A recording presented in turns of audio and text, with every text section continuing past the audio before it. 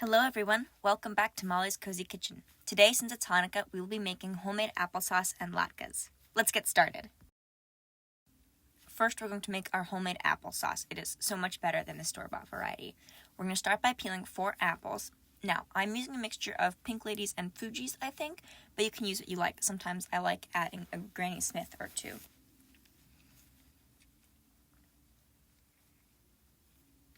Once we've peeled the apples, we need to core them. I'm using a knife and a melon baller, but honestly, you can just use your knife to cut out the core.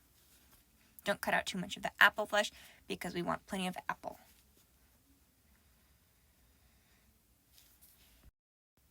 To core them, just cut them in half, scoop out the middle, and scoop out any of the residual stem from the ends.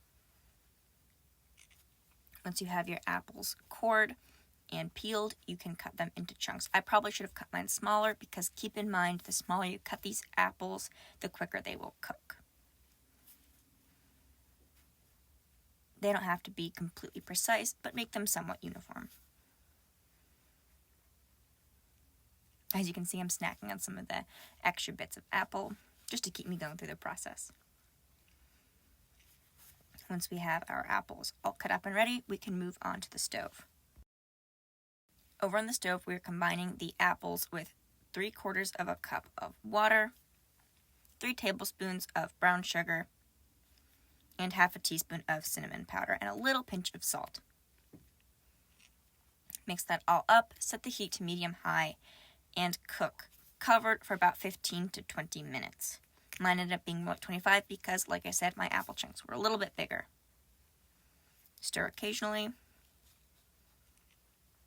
And once they can be easily pierced with a fork, they are ready.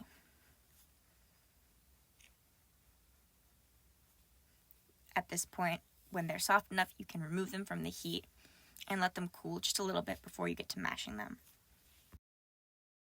Once everything is off the heat, you can either use a fork or a potato masher to mash the apples together until they're the consistency that you want them. I like my applesauce a little rustic, but if you want them super smooth, you could even blend this in a blender or with an immersion blender.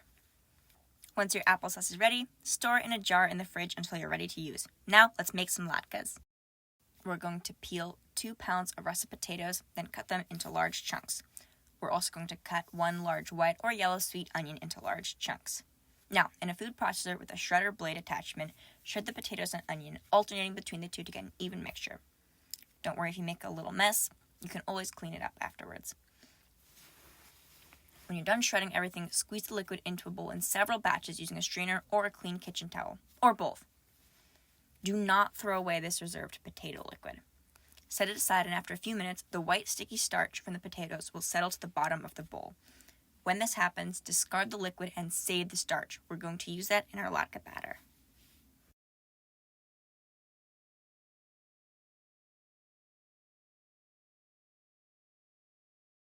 Alrighty, for the latke mixture, combine the squeezed and shredded potato and onions, 2 large beaten eggs,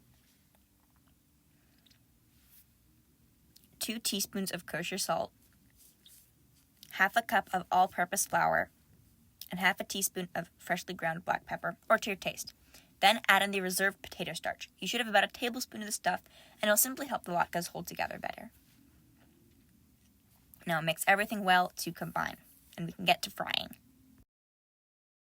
On the stove, we have a large cast iron skillet with about half an inch of canola oil over medium-high heat, and we're going to add in 2 to 3 scoops of latke mixture, each 1/4 cup, and cook for about 6 minutes on each side until golden and crispy. Drain the excess oil on paper towels, and serve the latkes with sour cream and our delicious homemade applesauce.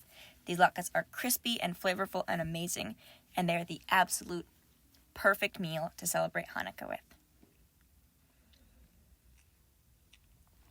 Happy Hanukkah, everybody. If you liked this video, don't forget to like, subscribe, and click that bell for notifications. You can check out mollyscozykitchen.com for the full recipes. Thank you for watching.